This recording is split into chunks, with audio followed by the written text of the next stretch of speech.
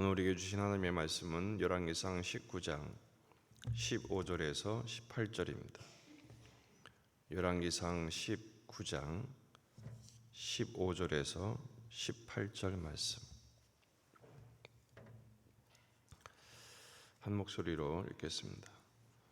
여호와께서 그에게 이르시되 너는 내 길을 돌이켜 광야를 통하여 다메섹에 가서 이르거든 하사엘에게 기름을 부어 아람의 왕이 되게 하고 너는 또 님시의 아들 예후에게 기름을 부어 이스라엘의 왕이 되게 하고 또 아벨무홀라 사밧의 아들 엘리사에게 기름을 부어 너를 대신하여 선지자가 되게 하라.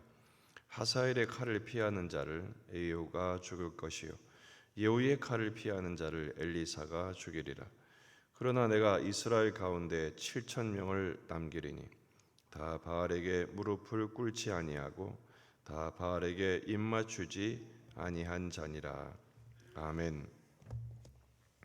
본문에 계시된 주님은 어떤 분이신가? 역사의 주관자가 되십니다. 하나님께서 엘리야에게 세 사람을 기름 부으라고 명령하십니다. 하사엘과 예후와 엘리사이죠. 지금 엘리야는 어떤 상황입니까? 낙심천만하에 있어서 죽여달라고, 나 혼자만 남았다고 하소연하던 상황이었습니다. 크고 강한 바람이 지나가게 하시고 지진과 불이 지나가게 하셨습니다. 하지만 거기 하나님 계시지 않았죠. 하나님은 세미한 소리 가운데 계셨습니다. 하지만 엘리야는 절대 변하지 않았습니다. 다시 물으시죠. 내가 어찌하여 여기 있느냐? 그때 똑같은 소리를 합니다. 내가 열심히 유별했습니다.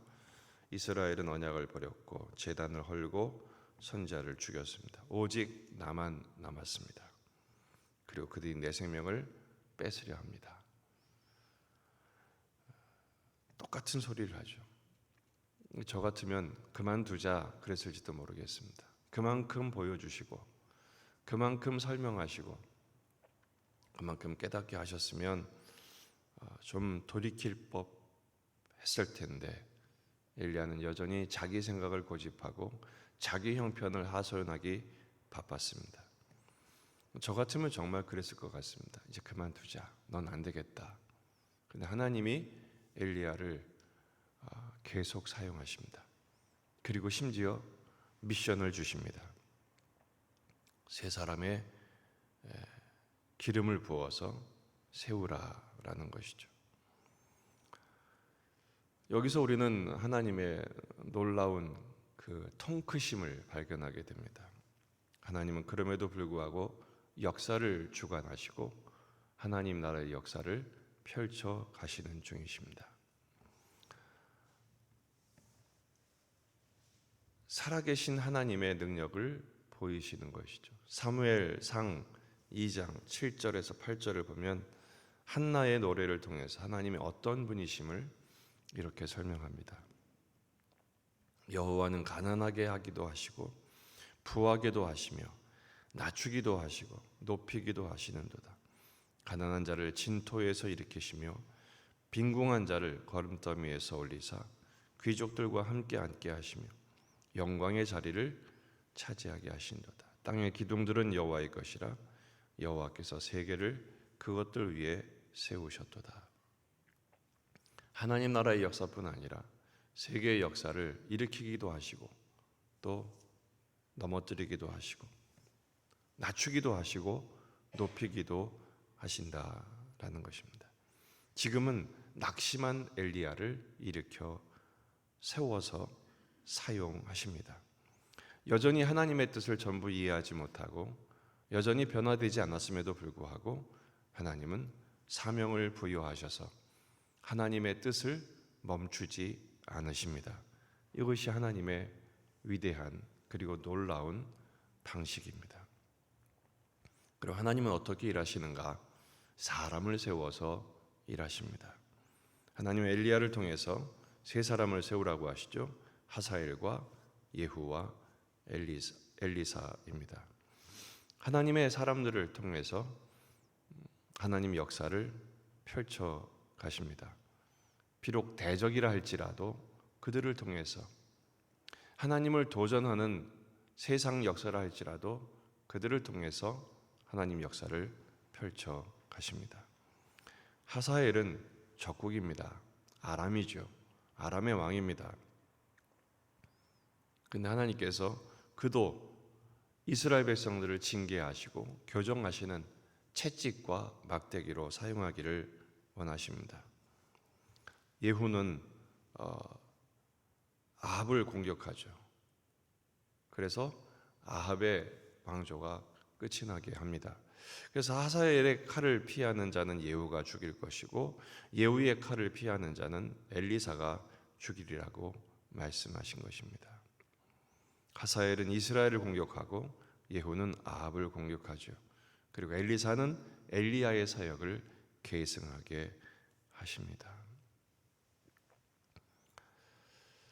특별히 엘리사는 하나님의 지팡이가 됩니다. 하나님 나라 위한 봉사를 하게 되지요. 그래서 엘리야의 사역을 따르게 하는 것입니다. 엘리야가 호소한 것이 있죠. 나 혼자만 남았다라는 것입니다. 다 하나님을 배반하고 나 혼자만 열심히 유별해서 이렇게 있지 않습니까? 하나님께서 거기에 대한 답도 주시죠. 18절, 그러나 내가 이스라엘 가운데 7,000명을 남기리니 다 바알에게 무릎을 꿇지 아니하고 다 바알에게 입맞추지 아니한 자니라. 너 혼자만 남았다고 착각하지 마라. 너와 동급인 사람을 내가 7,000이나 숨겨놓았다. 주님 말씀하시는 것이죠. 열왕기하 19장 31절을 보면 남은 자는 예루살렘에서부터 나올 것이요 피하는 자는 시온산에서부터 나오리니 여호와의 열심히 이 일을 이루리라. 남은 자, 이 남은 자들은 하나님께서 남겨놓으신 하나님의 구루터기 같은 사람들을 의미합니다.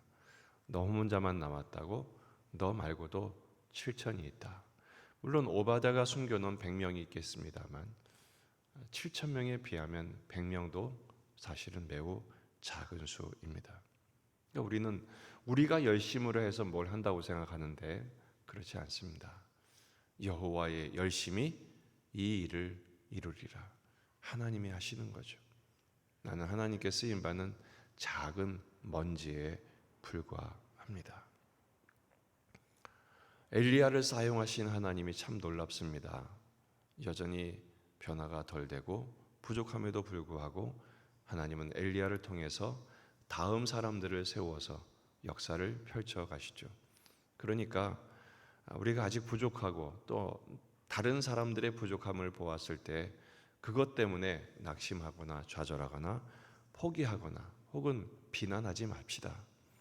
하나님께 맡기는 게 참 중요합니다. 하나님이 하십니다. 우리 인생도 마찬가지고 지금 이 나라에 돌아가는 꼴이나 세계의 모든 역사의 정세나 이 모든 것들이 참 한숨 나오는 현실이지만 그것 때문에 우리가 좌절할 필요가 없습니다. 하나님이 하십니다. 우리는 그저 순종할 뿐입니다. 부족해도 순종하면 됩니다. 주님의 말씀을 기다리고 인도하심을 따르면 됩니다. 그 순간이 우리를 남은 자로 쓰시는 순간임을 기억해야 합니다. 이 남은 자를 통해서 하나님 역사는 언제나 이어지고 있었습니다. 그리고 또 한 가지 중요한 교훈은 하나님은 사람을 세우신다는 것입니다. 엘리야를 통해서 적국의 왕도 세우시고 그 다음의 왕도 세우시고 그리고 후계자도 세우십니다. 여러분, 예수님의 변화산상을 기억하십니까? 거기에 나오는 분이 세 분입니다. 모세, 엘리야, 그리고 예수님. 거기서 예수님의 십자가 사건에 대하여 회의를 하시죠. 그리고 이 십자가의 사역이 얼마나 소중한 구원의 역사임을 확인케 하십니다. 공통적인 특징이 있습니다. 모세는 여호수아를 남깁니다. 엘리야는 엘리사를 남기죠.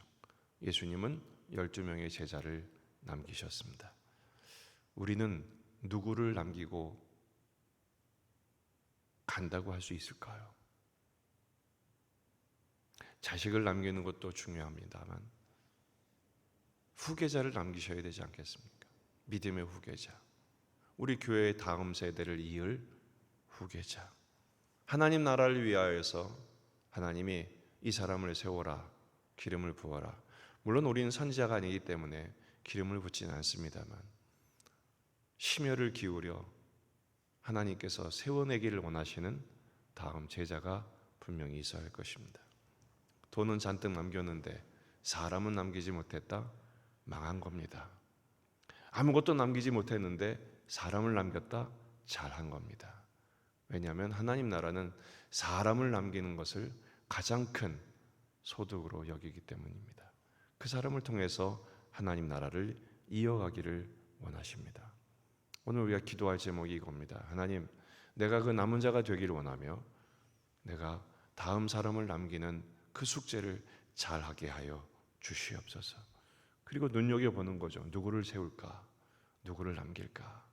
평생 기도하고 투자하고 양육하고 세워낼 수 있는 가장 많이 남기는 저와 여러분의 인생이 되시기를 주의 이름으로 축원합니다. 기도하십시다. 말씀을 붙들고 우리 자신과 가정과 교회와 이 지역의 복음화, 민족의 복음화, 세계 복음화를 위해서 기도하십시다. 이번 한 주간 주님과 동행하는 삶이 될 수 있도록 기도하시고, 특별히 항암 투병을 하고 있는 분이 세 분입니다. 유철자 권사님, 또 강혜스더 집사님, 최옥자 성도님, 세 분을 위해서 계속 기도하십시다. 오늘 우리에게 주신 숙제를 잘 풀어갈 수 있도록 기도하며 나가시겠습니다. 다 같이 기도하겠습니다. 참 좋은